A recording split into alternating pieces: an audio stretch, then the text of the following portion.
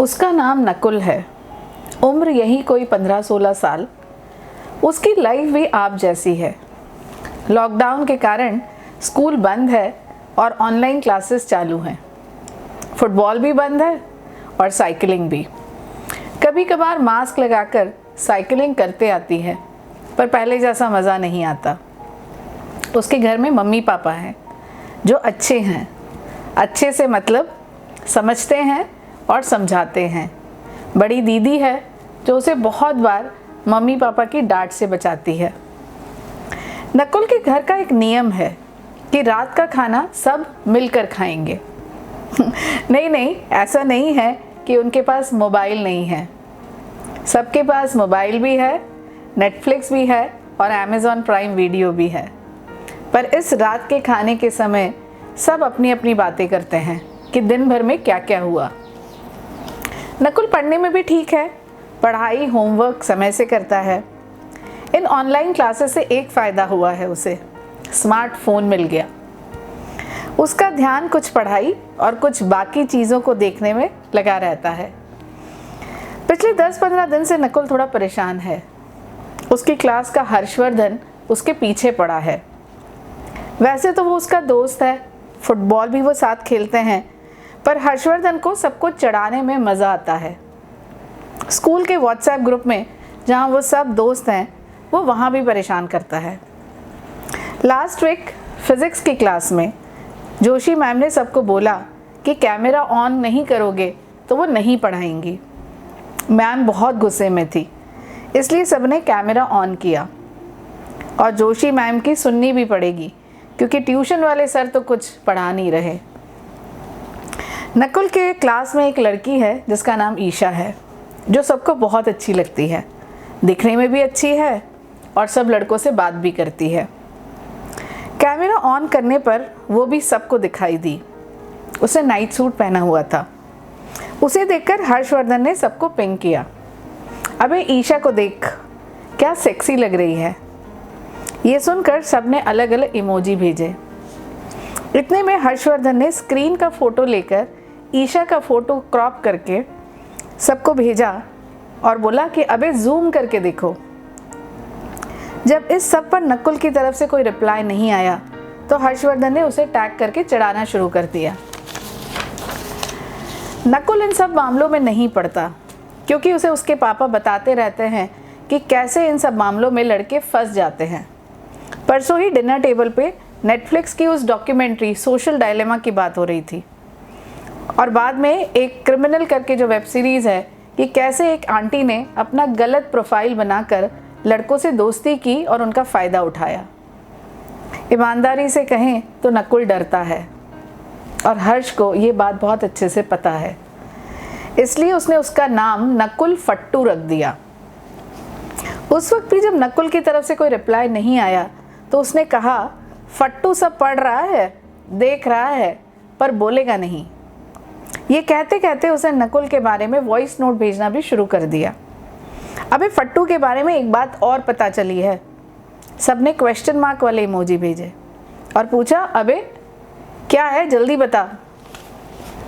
हर्षवर्धन ने आँख वाले इमोजी भेजकर बोला, अबे पता है नकुल गे है, इसलिए उसने ईशा के फ़ोटो पर कुछ बोला नहीं। ये सुनकर सबने नकुल के बारे में लिखना शुरू कर दिया।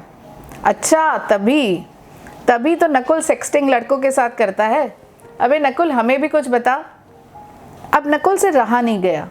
उसने हर्षवर्धन को लिखा, डोंट टॉक रबिश हर्ष, ये ज़्यादा हो रहा है। पर हर्षवर्धन चुप बैठने वालों में से नहीं था। बोला, देख हम सबको दाढ़ी मूछें आ गई हैं, पर तू तो अभी भी बच्चा लगता है। बात बात पे तो रोता रहता है। हमारी सबकी कोई ना कोई लड़की फ्रेंड है, पर तू तो केवल लड़कियों से पढ़ाई की बातें करता है। इतने में क्लास ख़त्म हो गई और नकुल अपने कमरे से बाहर आकर झूले पर बैठ गया। पर वो गे है, ये बात उसके दिमाग से नहीं जा रही थी। रात को खाने की टेबल पर पापा उनकी जूम मीटिंग की बातें बता रहे थे कि कैसे उनके बॉस की एक छोटी सी बेटी उनके गोद में अचानक आके बैठ गई।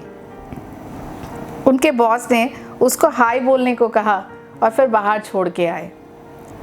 बड़ा मज़ा आया, पापा ने बोला, और इस स्क्रीन का फ़ोटो पापा ने ट्वीट भी किया न्यू नॉर्मल बोल के। जब नकुल की तरफ से कोई सवाल नहीं आया तो पापा ने पूछा, क्यों बे हीरो, क्या हुआ, मूड खराब है क्या, हर्षवर्धन ने कुछ बोला क्या?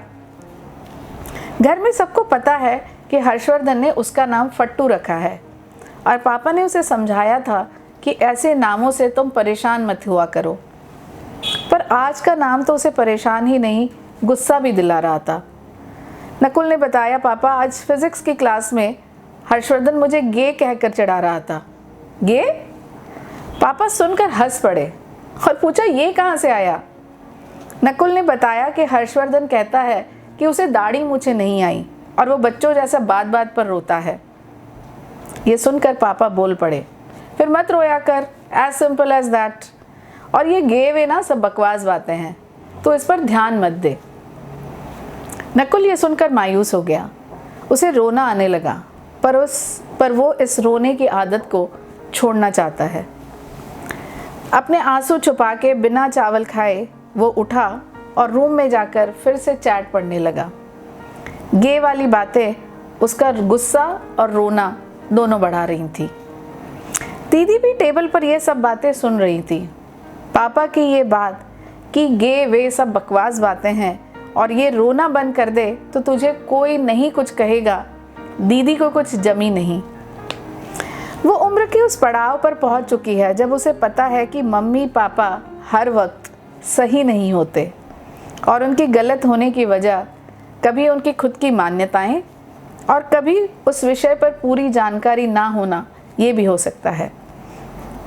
दीदी ने सोचा वो नकुल से बात करेगी और उसे समझाएगी। दूसरे दिन ऑनलाइन क्लासेस के समय हर्षवर्धन का वही नाटक शुरू हो गया। उसने ईशा के अलग अलग फ़ोटो भेजना शुरू कर दिए। साहिल, जो हर्षवर्धन का राइट हैंड है ये नाम हर्षवर्धन ने ही साहिल को दिया है, उसने लिखा, भाई ये फ़ोटो कहाँ से मिले या तुमने बनाए, you are awesome bro.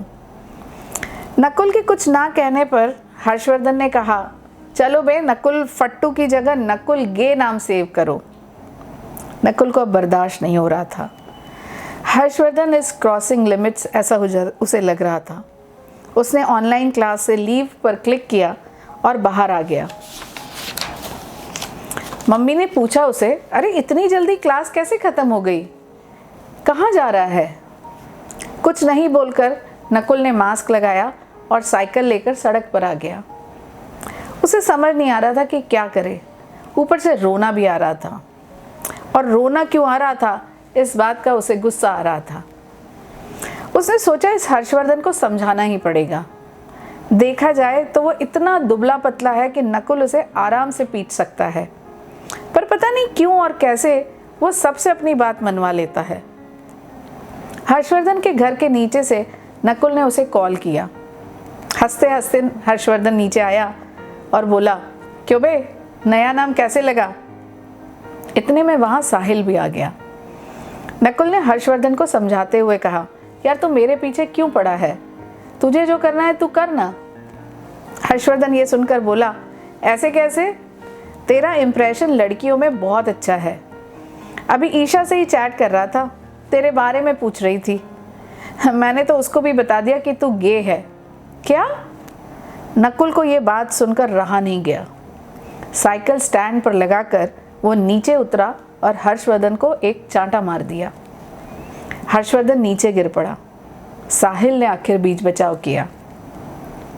Harshvardhan उठा, उसकी नाक से खून बह रहा था। उसे उम्मीद नहीं थी कि नकुल मारपीट करेगा। उठते उठते उसने कहा, देख बेटा, अब तू देख ही बेटा, अब मैं क्या करता हूँ। इस बात को 5-6 दिन हो गए। नकुल को लगा हर्षवर्धन सुधर गया है। उस दिन शाम को अचानक घर की घंटी बजी। पापा ने दरवाज़ा खोला और ईशा और उसकी मम्मी खड़े थे।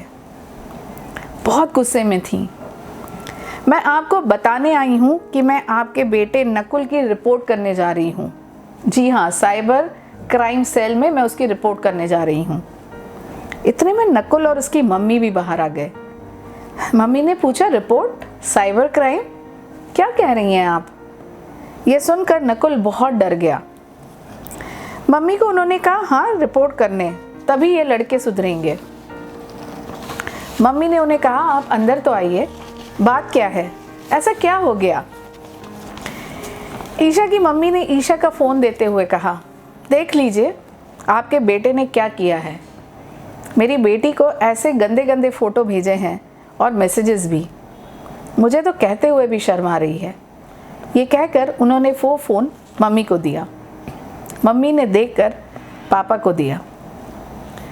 पापा तो वो देखकर पूरे आउट ही हो गए। ये मम्मी समझ गई। उन्होंने ईशा और ईशा की मम्मी को कहा, आप बैठिए तो सही, ये बिल्कुल गलत है और यदि नकुल ने किया है तब भी गलत है। आप थोड़ा रुकिए, पहले हुआ क्या है, बच्चों से बात करते हैं। रिपोर्ट करने पर सबके बच्चे परेशानी में आ जाएंगे। मम्मी ने नकुल की तरफ देखते हुए डांट कर पूछा, नकुल ये सब क्या है। पापा, जिन्होंने आज तक नकुल को मारा नहीं, एक ज़ोर से थप्पड़ जड़ दिया और चिल्ला पड़े, what is this Nakul. Nakul कुछ समझ नहीं पा रहा था, कौन से फ़ोटो, कैसे फ़ोटो। उसने तो ईशा के साथ कोई चैट भी नहीं की। ईशा की मम्मी कुछ सुनने के लिए तैयार नहीं थी। बोली, आप ऐसा मत समझना कि लड़की की मम्मी हूँ तो चुप रहूँगी। इस सब में नकुल की मम्मी समझदारी से काम ले रही थी। देखिए, ये लड़के और लड़की का मामला नहीं है, हमारे सबके बच्चों का मामला है। Let's not react, we are mature in age and in experience also. यह कहकर उन्होंने नकुल की पापा की तरफ देखा, जो नकुल को थप्पड़ मारकर पछता रहे थे। नकुल की मम्मी ने नकुल और ईशा को सामने बिठाया और पूछा, बताओ दोनों क्या बात है। ईशा ने बताना शुरू किया, आंटी नकुल मुझसे इस तरह की बातें कभी नहीं करता। Whenever we chat, we talk about studies, assignments और in general कि क्या देखा, क्या सुन रहे हो, कौन सी डॉक्यूमेंट्री देखी, कौन सी वेब सीरीज़ देखी। पर संडे शाम को नकुल ने ये सब फ़ोटो और मैसेजेस मुझे भेजे। इतने में नकुल बोल पड़ा, संडे? मैंने कोई चैट नहीं की संडे शाम को। मैं तो ग्राउंड पर था, फुटबॉल खेल रहा था और हम सब, हर्षवर्धन, साहिल, चिरायु, साथ में ग्राउंड पर थे। ये कहकर वो रोने लगा और ईशा की मम्मी को बोला, आंटी आप चाहो तो उनसे पूछ सकते हो। हर्षवर्धन का नाम सुनकर मम्मी पापा के कान खड़े हो गए और इतने में दीदी भी बाहर आ गई। दीदी को हर्ष और नकुल की लड़ाई के बारे में पता था। उन्होंने नकुल से पूछा, तुम जब खेलने गए थे तुम्हारा फ़ोन कहाँ था। नकुल बोला, मेरे पास ही था दीदी, मैंने कुछ नहीं किया। दीदी ने फिर पूछा, जब तुम खेल रहे थे तब फ़ोन कहाँ था। अरे उसी बेंच पर जहाँ हम सब अपने फ़ोन रखते हैं। अरे हाँ, याद आया, हर्षवर्धन गेम के बीच में वहाँ जाकर बैठा था। उसने मेरे फ़ोन का पिन भी मांगा था, ये कहकर कि उसे घर पर फ़ोन लगाना है। मैंने कुछ नहीं किया दीदी, प्लीज़ मेरी बात मान लो। दीदी को समझ में आ गया था कि मामला क्या है, पर ये बात ईशा की मम्मी समझेंगी ये उम्मीद करना बेकार है। उसने मम्मी पापा की तरफ देखते हुए उनसे कहा, आंटी आई अंडरस्टैंड, आपकी जगह मेरी मम्मी होती तो भी यही करती। हर्ष और नकुल की लड़ाई का पूरा किस्सा दीदी ने उन्हें समझाया और कहा, हर्षवर्धन ने ये बदला लेने के लिए किया होगा। नकुल की भी गलती है कि उसने अपना फ़ोन हर्ष को दे दिया। I think we also need to take this to Harsh parents. I am sure his mom will understand और वह हर्षवर्धन को समझाएंगी। बड़ी मुश्किल से ईशा की मम्मी शांत हुई, पर बोल कर गईं, this is last warning I am telling you. उनके जाने के बाद जैसा पूरा घर एक चुप सा हो गया था। खाने के टेबल पर भी कोई बात नहीं कर रहा था। सभी इस घटना के बारे में सोच रहे थे, अपनी उम्र और अपने अनुभव के अनुसार इसे परखने की कोशिश कर रहे थे। बस एक ही सवाल अपने आप से पूछ रहे थे, इस सब में आखिर नकुल की क्या गलती है। आज की कहानी बहुत रिलेवेंट है और बहुत सारे मम्मी पापा और बहुत सारे बच्चे इस तरह की घटनाओं से जूझ रहे हैं। पहले बुलिंग स्कूल ग्राउंड्स में और स्कूल्स में होते थे, पर आजकल के बच्चे साइबर बुलिंग से भी डील करना पड़ रहा है। आशा है इस कहानी से हमारे सबके बच्चे थोड़ा सेफ हो जाएंगे, थोड़ा इन्फॉर्म्ड हो जाएंगे। Thank you so much.